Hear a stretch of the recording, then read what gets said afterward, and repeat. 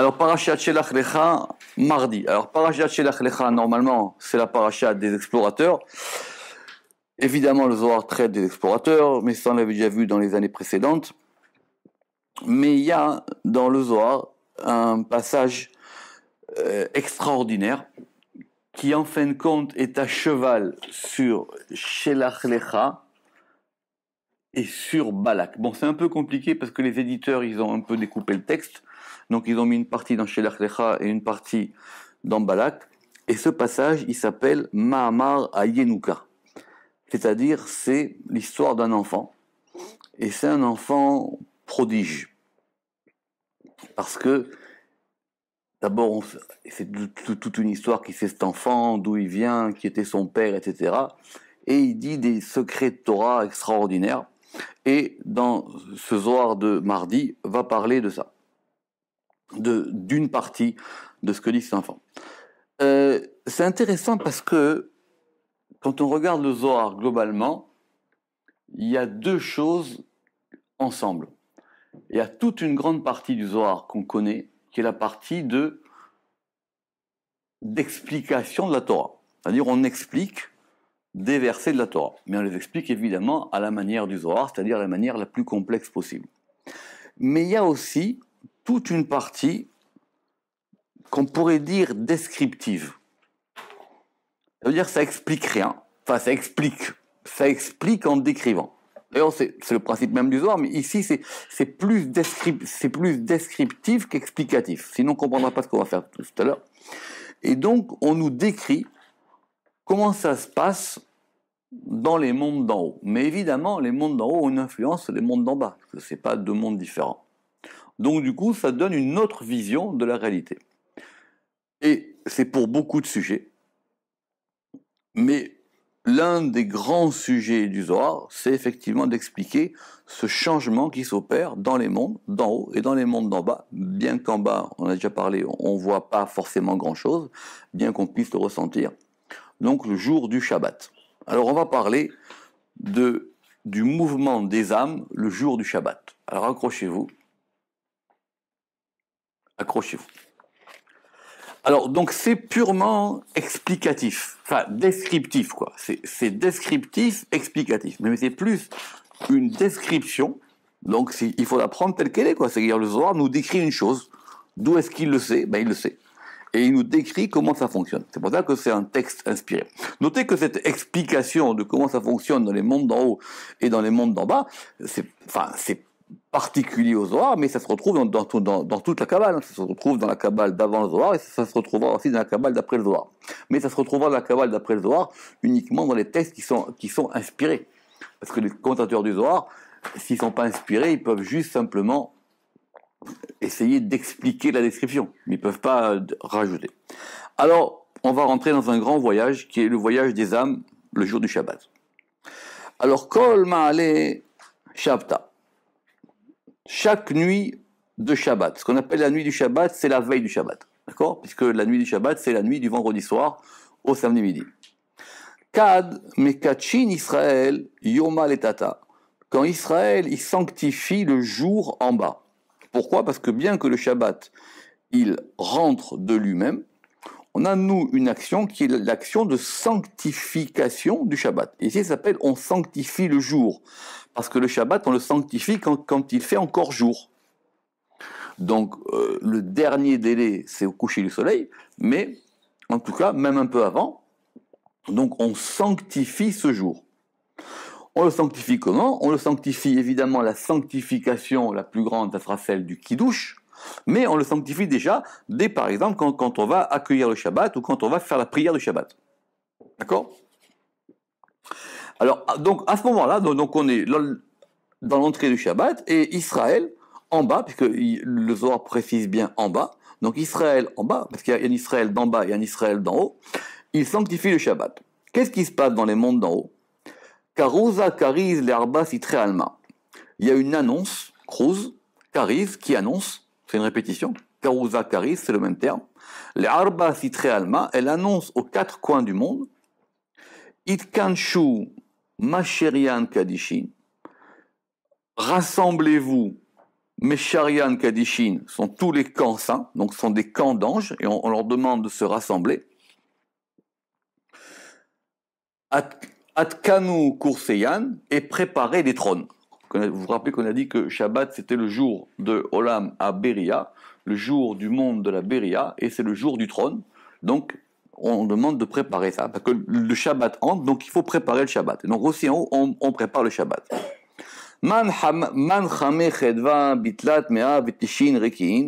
Et qui a vu la joie dans les 390 étendues. Alors pourquoi 390? Parce que c'est la valeur numérique de Shamaim. Shamaim, donc c'est-à-dire dans tous les cieux. Dans tous les cieux, il y a une transformation qui se fait. Donc le Shabbat, c'est un jour de transformation qualitative. La différence entre le dimanche et lundi, c'est simplement quantitatif et qualitatif, et Shabbat, c'est purement qualitatif, que c'est pas un jour comme les autres. C'est pour ça que c'est d'ailleurs le seul jour qui a un nom, parce que les autres jours n'ont pas de nom. En hébreu, il n'y a pas de nom. En hébreu, c'est 1, 2, 3, 4, 5, Yom Rishon, Sheni, Shlishi, Revi, Vechule. Kama memanan, kama shaltuni, milkashan leatrayu. Donc, combien de préposés, combien de royaumes se rassemblent vers leur lieu. Donc, il y a un changement géographique, topologique en haut. Ok, ça c'est la description générale. Kivan d'Israël, les tata, mekachin, les kucha, berichu itar.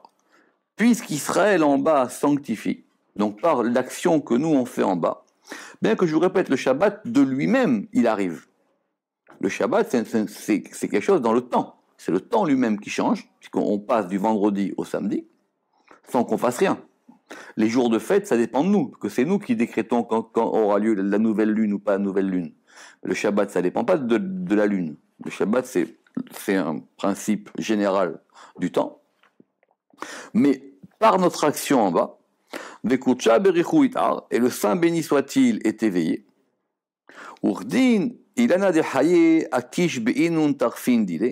Et alors, l'arbre de vie, il va frapper ses feuilles. Autrement dit, ou plutôt, les feuilles de l'arbre de vie, elles se mettent à trembler. Parce que, on a dit que pendant la semaine, on était plus lié à Etzada Tovara, à l'arbre de la connaissance du bien et du mal, ou le Zohar il dira même Ilana des Muta, l'arbre de la mort. Alors que Shabbat, c'est Etzachaim. Et donc cet arbre-là, il va commencer à faire bouger ses feuilles. Alors dans la note 4, ce sont les anges de paix. Hein. J'ai fait une petite erreur de frappe. Les anges de paix. Et les anges de paix, donc si vous voyez d'après les Sphirot, il y a Malchut qui va réveiller Tiferet, et Tiferet qui va commencer à se déployer, parce qu'on est sous un autre angle. Ruach neshivu chad migo alma deate. Et il y a un vent qui souffle du sein du monde qui vient. Donc il y a parce que le Shabbat, on a dit que le Shabbat quelque part, c'est une brisure dans le temps. Et cette brisure dans le temps, elle fait qu'on reçoit un influx d'un degré beaucoup plus haut que pendant la semaine. Ce qu'on appelle ici Alma-Deate, le monde qui vient, ou Bina d'après les Sphirot, etc. Mais en tout cas, il y a quelque chose qui arrive d'en haut.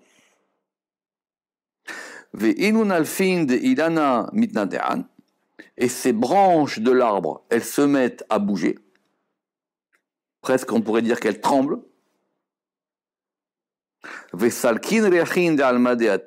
Et elles élèvent des parfums du monde qui vient. Et elles vont déployer des odeurs. Bon, les parfums, c'est lié à Shabbat, c'est lié aussi à d'autres éléments. Mais c'est pas le sujet ici, on verra quand on parlera de la Havdalah une autre fois.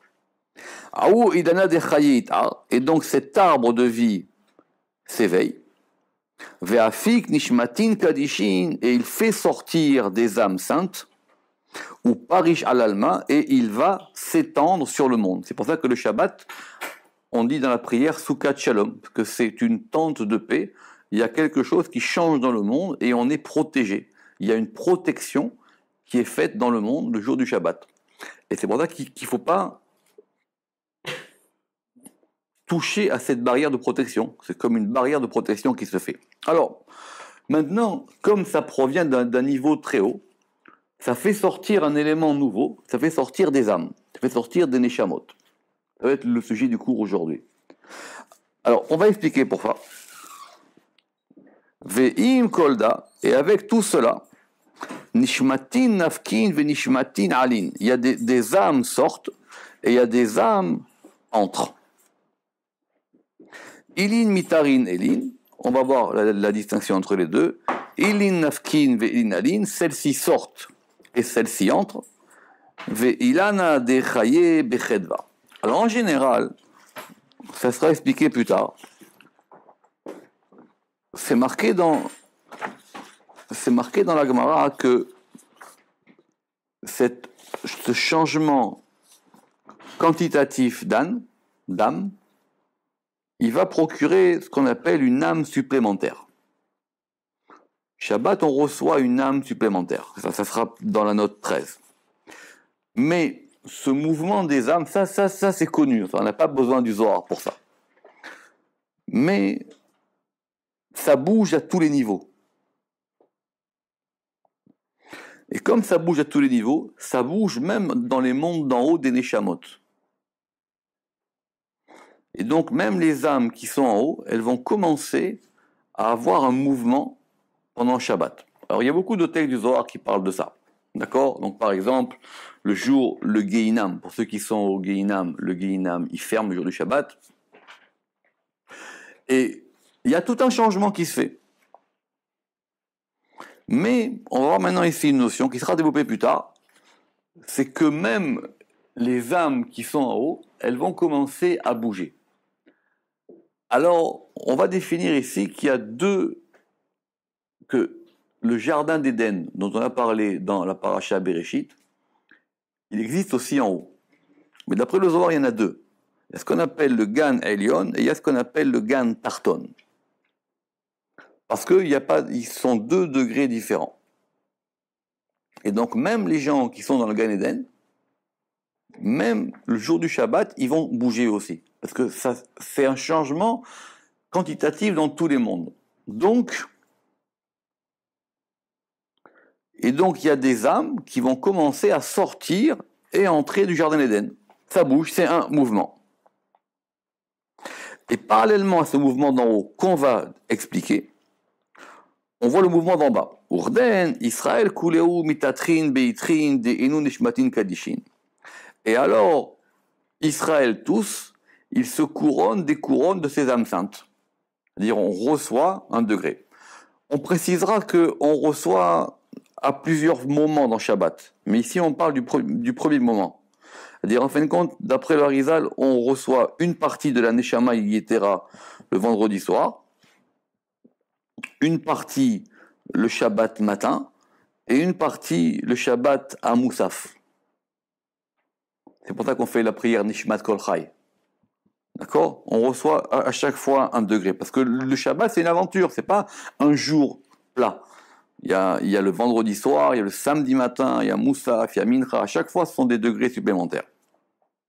Vekol Shabbat, Itlun, Aou, Chedva, et tout le Shabbat, ils ont cette joie, Ve'aou Naïcha, et ce repos, Vekol Sadikaya di Beginta, et tous les juifs qui sont dans le jardin, Kuleu Salkin, tous ils s'élèvent, ceux qui sont dans le jardin d'en bas, ils montent dans le jardin d'en haut. Ou Mitadgin, Beinuga, Ila, de Alma, Deate, et ils se délectent du délice supérieur du monde qui vient. C'est-à-dire que même pour eux, ils ressentent le Shabbat. Il pose une question plus tard, il dit, alors, mais qu'est-ce qui se passe? Donc, le jardin d'Éden d'en bas, il va se retrouver vide, Shabbat. Vous n'aurez pas peur de poser des questions. C'est plus que maintenant on décrit, on faut comprendre. On dit, ok, ceux qui sont en bas, ils montent. Ceux qui sont encore en haut, ils vont a priori, eux, monter aussi. Et le jardin d'Éden d'en bas, alors, il est vide. Alors, on dit, il y a plusieurs possibilités. Soit c'est les gens qui meurent Shabbat, et eux, ils rentrent directement dans ce Gan Eden inférieur. Ou soit c'est des gens qui sont encore à un degré inférieur, qui eux aussi, Shabbat, ils vont monter. C'est pour ça que Shabbat, on s'interdit beaucoup de choses par rapport au deuil, par rapport à beaucoup de choses, parce que le monde change tellement que nous, on ne peut pas faire rentrer nos histoires dans ce jour du Shabbat-là. Kivan denafik Shabbat. Alors maintenant, tout de suite, on va voir la fin du Shabbat, et dès que par contre Shabbat sera terminé, toutes les âmes, elles s'envolent et elles s'élèvent. Donc, le vendredi soir, ça entre, ça bouge. Et le soir ici, il ne va pas entrer dans les détails, bien qu'il le fera ailleurs. Et il va nous parler maintenant de la fin du Shabbat. Et la fin du Shabbat, toutes ces âmes, elles vont repartir. Donc c'est une Gemara qui raconte que l'âme... Alors vous allez me dire, mais ça sert finalement, qu'est-ce que je gagne si j'ai une Neshama qui arrive le vendredi soir et qui repart le Shabbat, le Shabbat soir, qu'est-ce que je gagne? En fin de compte, c'est une mauvaise question. Parce que je gagne beaucoup, parce que j'ai eu des forces en plus. Parce que j'ai eu des forces en plus, parce que j'ai eu quelque chose en plus qui va me permettre de repartir pour une nouvelle semaine. C'est le pshat le plus simple. Tachazé, viens voir, donc on nous décrit la chose. Kadaïl Shabta Nishmatin Nartin Nesharia ala Makadisha, entre les Shabbats, les âmes, elles descendent pour demeurer sur le peuple saint, donc elles vont descendre sur Israël. Venishmatin de Tzadikaya Tzalsal Kilnela, et les âmes des justes qui sont dans le jardin d'Éden inférieur, elles remontent vers le jardin d'en haut. Kal Nafik Shabta, et quand sort le Shabbat, Nishmatin Salkin, et vont s'élever les âmes, Inun, celle des Charou, Aliou d'Israël, qui est élevé sur Israël. Donc pour le moment, on nous décrit le mouvement. Bon, c'est expliqué ailleurs, mais ici, c'est beau, c'est expliqué de façon comme ça. D'un coup, c'est que ça monte et que ça descend. C'est ça l'essentiel du Shabbat, c'est que ça devrait changer notre perception du monde et des choses. Kivan de Salkin, Kulu Nishmatin de Charou, Aliou d'Israël, puisque s'élèvent toutes les âmes qui demeuraient sur Israël. C'est ça que le Zohar ici va nous apprendre, que ça c'est marqué nulle part ailleurs. Et maintenant ces âmes, elles remontent. Et elles vont se représenter devant le patron. C'est quoi l'expression Kaimin Bedi-Yukna? Et elles se tiennent dans leur forme ou dans leurs images devant Dieu. Et c'est intéressant parce que le Zohar, il veut voir la dynamique des énergies. Alors vous allez dire, ok, nous on a reçu en bas. En haut, ça a eu du mouvement. Mais il y a bien une descente, puisqu'il y a bien des Neshamot qui étaient en haut et qui sont descendus en bas. Qu'est-ce qu'elles gagnent, elles, ces Neshamot? Quand on dit qu'on reçoit une Neshama et tira, cette Neshama, elle vient pas de nulle part. Qu'est-ce qu'elle gagne, ces âmes? Alors, écoutez ce dialogue. Et donc, et le Saint béni soit-il, il leur demande à toutes. Il leur dit, voilà, toi tu étais Shabbat en bas, raconte-moi ton Shabbat. Tu étais en bas, tu as été dans l'âme de tel juif, tu l'as aidé à faire Shabbat. Maintenant, raconte-moi le Shabbat que tu as fait chez monsieur Untel. Alors, il ne va pas lui décrire le menu, qu'est-ce qu'elle a mangé, était à la synagogue, de quoi ils ont parlé, s'ils ont fait une promenade et tout ça. Il veut, raconte-moi ton Shabbat. Comment c'était ton Shabbat en bas? Alors, la question, elle n'est pas ça. La question, elle est, ici, Maï chidusha ava lechu be'aou alma be'oraita. Quelle nouveauté dans la Torah vous avez eu dans ce monde-là? Rapportez-moi des paroles de Torah nouvelles. Alors sur ça, il y a beaucoup de questions. C'est-à-dire que maintenant, Dieu, il a besoin qu'on lui rapporte des paroles de Torah nouvelles. Et comment est-ce qu'il peut y avoir en bas des paroles de Torah nouvelles qu'en haut on ne connaît pas? Alors sur ça, il y a beaucoup de textes. D'abord, on peut dire des choses en bas qu'en haut on ne connaît pas. C'est pour ça que dans le Zohar, il y a marqué que quand Rabbi Shimon y parlait, même les anges, ils écoutaient. Parce qu'en bas, on a des forces qu'en haut, ils n'ont pas. D'une part. Et qu'on peut dire des choses nouvelles. Et même Moshe Rabbeinu, il n'a pas tout dit. Ou plutôt, nous, on peut dire des choses que Moshe Rabbeinu, il n'a pas vraiment dites. Ou qu'il n'a pas assez expliquées. Maintenant, ces Neshamot qui sont descendues, elles sont descendues parce qu'elles ont quelque chose à gagner. Et quand elle a gagné cette chose-là, cette Neshama, elle remonte revalorisée. Zakayu mandechidusha deoraita amrat kame. Heureuse est-elle celle à qui une nouveauté de Torah a été dite devant elle. Parce que cette Neshama, elle va se parfaire. Donc Shabbat, si vous parlez, vaut mieux parler de Torah. Parce que cette Neshama, elle est à l'affût de ça, et elle veut entendre des paroles de Torah. Kama chedva avid kutsha berechu. Quelle joie accomplit le Saint béni soit-il. Kanish Lepaniad, il rassemble son escorte et il dit, Shimu Chidusha d'Oraita, et il dit, écoutez la nouveauté de Torah, de Amrat Nishmat Adadifloni, qu'a dit tel âme, oui, qu'a dit l'âme de un tel, ou qu'a dit l'âme de un tel. Donc qu'est-ce qui se passe? Il dit, attendez, oulala, vous savez quoi? En bas, chez monsieur Plony, ce Shabbat-là, on a dit une parole de Torah extraordinaire. Et venez écouter. C'est extraordinaire ce dialogue. Venez écouter. Donc les Neshamot en haut, les Malachim, ils se réunissent. Ils disent, attendez, voilà. Celle-là, elle était passée Shabbat à Toronto.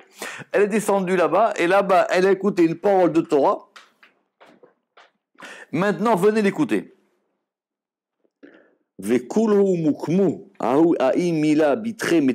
ça, c'est une phrase un peu énigmatique. Toutes mukmu, elles vont établir, elles vont donner une consistance à cette parole dans deux académies. Ça veut dire quoi dans deux académies? Metifta en araméen, c'est une yeshiva, d'accord? C'est un endroit, ça vient de l'étiv, c'est s'asseoir, c'est la traduction de yeshiva. C'est une académie, c'est une école de Torah.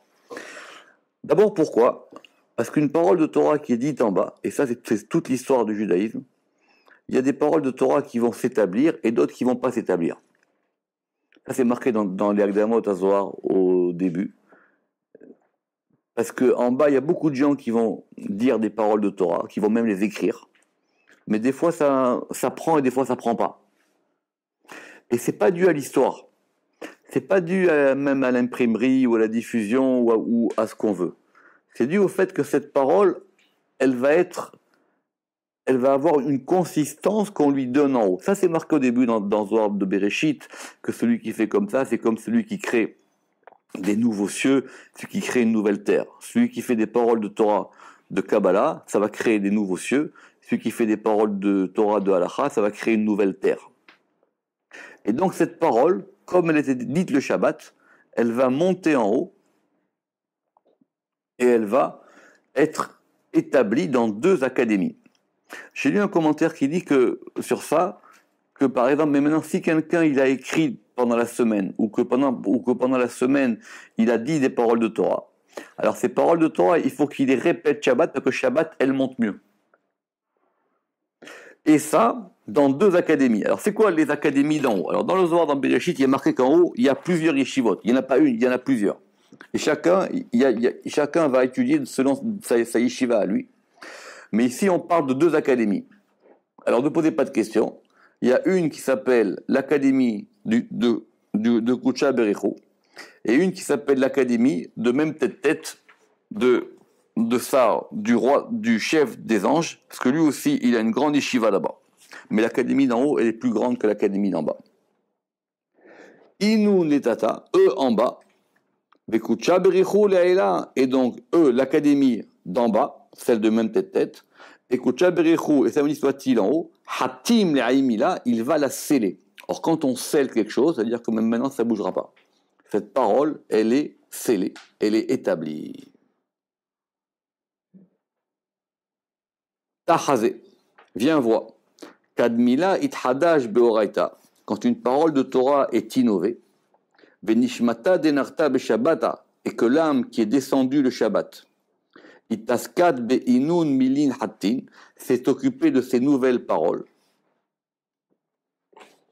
Vesalke leela, et elle s'élève ENT, ce sont les âmes ou les paroles, et elle s'élève vers l'en haut à la fin du Shabbat. Comme si la seule ascension qu'il y avait dans les mondes, c'était l'ascension du flux de la Torah. Kol pelmalia de leela saitin yaumila. Donc toute l'escorte d'en haut, elle va écouter attentivement cette parole. Et maintenant, on va parler des anges. Alors attention, Vous savez qu'il y a plusieurs catégories d'anges. Ok. On a dit qu'en général, il y avait 10 catégories d'anges. Mais ici, on va en voir 2. Les anges les plus bas, en fin de compte, ceux qui tiennent le rakia, ça s'appelle les chayot. Ça s'appelle les vivantes. Ou ça s'appelle les vivantes, les chayot à Kodesh, les vivantes du saint et pas saintes. Et ces anges-là, ils sont préposés au passage des choses. C'est pour ça que Yecheskel, d'abord, quand il a vu la Merkava, il a d'abord vu les chayot. Or, dans la Merkava, combien de côtés il y avait? Il y avait 4 côtés. Si vous vous rappelez, il y avait Adam, Necher, l'homme, l'aigle, le shor, le taureau, et le harrier et le lion. Et à la fin de la vision du premier chapitre de Yecheskel, il voit que ça se met en route. D'accord? Il voit que ça se met en route, et il voit donc que ces anges-là, ils bougent. Et donc, du coup, on voit les ailes. Et on voit que ces ailes-là sont activées. Or, les chayot, combien d'ailes elles ont? Elles ont 4 ailes. Ah, c'est le Zohar, hein, vous pouvez rien dire. Mais grâce à ces paroles de Torah entendues le Shabbat et qui vont monter, et qui ont été scellées en haut, les chayot, elles vont multiplier leurs ailes. Ça veut dire qu'elles vont gagner 2 ailes. Elles passent de 4 ailes à 6 ailes. Ou mitlapshan begatfin, et comme elles ont maintenant 6 ailes, elles peuvent s'habiller de leurs ailes. Vous lirez les notes tranquillement à la maison, parce que du coup, elles vont monter maintenant au niveau des séraphim. Et les séraphins, eux, ils ont 6 ailes. Donc en fin de compte, les chayot, comme il y a un influx qui descend, cet influx remonte et elles vont avoir des ailes en plus. Alors ça, c'est quand elles sont descendues en bas. C'est Neshamot, et qu'elles ont écouté des paroles de Torah, mais qui sont des chidushim. Si c'est pour répéter la même chose que la semaine dernière, c'est bien. Mais il faut essayer à chaque fois d'innover. Alors maintenant,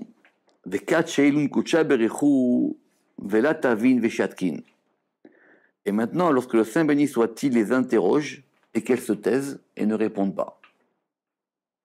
Qu'est-ce que tu as fait? J'ai rien fait. Qu'est-ce qui s'est passé en bas? Il s'est rien passé. J'étais à la synagogue, j'ai mangé, j'ai pris l'apéritif, je suis reparti, j'ai fait la sieste, mais tu as eu une parole de Torah, il dit j'ai rien eu. On reprend. Et qu'elles se taisent et ne répondent pas. Alors, Kedin Hayot HaKodesh m'active. Et alors, qu'est-ce qu'il est écrit à propos des Hayot HaKodesh? Pour expliquer cette histoire-là, le Zohar, il va nous ramener 3 versets. On peut dire, ok, il ne s'est rien passé. Il s'est rien passé. J'étais en bas et il s'est rien passé. J'ai passé un Shabbat normal, je suis rentré chez moi, je remonte en haut et la semaine repart et passé tranquillement. Alors le Zohar, il veut nous expliquer. On va voir ça doucement. Keden, Hayot HaKodesh m'active. À propos des Hayot HaKodesh, qu'est-il écrit? Alors, premier verset. Be'omdam terapena chanfeen. Ça, c'est à la fin du premier chapitre d'Ézéchiel, la vision d'Ézéchiel. À un moment, Ézéchiel, il voit que le chariot, il s'arrête. Be'omdam, ça veut dire quand elles vont se tenir droite. Terapena, ça veut dire quoi terapena? Rafé, en hébreu, ça veut dire quoi rafé? Rafé, avec un hé, pas avec un aleph. Rafé. Rafé, c'est faible. Rafé, c'est faible. Hein? Rofé, c'est avec un aleph. Rafé. Rafé avec un hé. Rafé, quand on dit qu'il est nirpa, c'est qu'il est affaibli. Ou qu'il est touché même. D'accord? Rafé avec un hé. Terapena et leurs ailes, c'est un futur, terapena, et leurs ailes s'affaibliront. Ça veut dire que on a coupé le courant. Il n'y a plus de jus. Comme il n'y a plus de jus, les anges ils s'arrêtent et ils ne bougent plus. Pour expliquer ça, Kama de Atamer, comme tu dirais, dans Yov, qui amdou lo anu od. Comme ils se sont tenus, c'est le même verbe, la amod, comme ils se sont tenus, ils n'ont pas répondu. Autrement dit, elles se taisent. Et elles se taisent pourquoi? Parce qu'elles n'ont pas d'énergie. Et comme elles n'ont pas d'énergie, elles s'arrêtent. Et comme elles s'arrêtent, les ailes, elles ne bougent plus. Il n'y a plus de courant. Le Zohar, il apprend de là de la Gemara, en amida et la shtika, que quelqu'un qui fait du surplace, c'est quelqu'un qui se tait. Parce que tant qu'on parle, tant qu'on dit des paroles de Torah, on donne de l'énergie. On est dans un mouvement. Et quand on est à Omed, quand on se tient, immobile, ça coupe tout. C'est de là qu'on a appris qu'il fallait tout le temps être en mouvement dans la vie. Ça dépend quel mouvement, parce qu'il ne faut pas non plus courir pour rien. Mais il faut donner un mouvement. Et c'est ce mouvement-là qui va permettre à ce que ces malachim-là, ils puissent bouger des ailes. Et d'où est-ce qu'on l'apprend? De Ezra. Vous savez qu'est-ce qu'il a fait, Ezra? Ezra, c'est lui qui était recherché les exilés qui étaient à Babel. D'accord? Parce que les Juifs étaient en exil à Babel, et Ezra, il leur a dit, maintenant c'est fini l'exil, il faut revenir où? En Israël. Et ça n'a pas changé, il y a eu beaucoup de Juifs qui ont dit, mais on est très bien à Babel, on ne bouge pas. D'accord? On ne bouge pas. Et d'ailleurs, il y a des Juifs qui sont restés à Babel, même pendant le deuxième temple. Et il y avait même des disputes entre eux, qui disaient, etc., je vous serre plus la main, monsieur, vous n'êtes pas venu, il fallait, qu'est-ce que vous faites là-bas, rester en Irak, alors que nous, on est en Israël et on construit le deuxième temple. Et Ezra, comme il a vu que, bien que c'était un exil de 70 ans, c'était pas nombreux, et que il y a eu beaucoup de déculturation, c'est-à-dire les Juifs, ils avaient perdu beaucoup de ce qu'ils savaient en Israël, etc. Donc il a réimpulsé, d'ailleurs il a fait des takanot, c'est-à-dire il a instauré des nouvelles choses pour que les gens puissent se réjudaïser. Et donc il a institué par exemple la lecture de la Torah en public. C'est de là pour que les gens puissent lire la Torah en public et avec des traducteurs, etc., pour réapprendre la Torah aux Juifs. Vous imaginez, après 70 ans d'exil. Donc nous, qu'est-ce qu'on devrait dire? Mais là-bas, donc, il prenait le Sefer Torah, et le verset, il dit quoi? Ou réfitro, et en l'ouvrant, quand il ouvrait le livre de la Torah, Amdou Kolaam, tout le peuple se tint, tout le peuple se taisait. Donc, c'est ces paroles de Torah qui donnent l'énergie dans les mondes, à plus forte raison le Shabbat. On a dit que ce cours il était Leinu Nishmat Dora Bat Hamta. Baruch Adonai Le'olam. Amen ve Amen.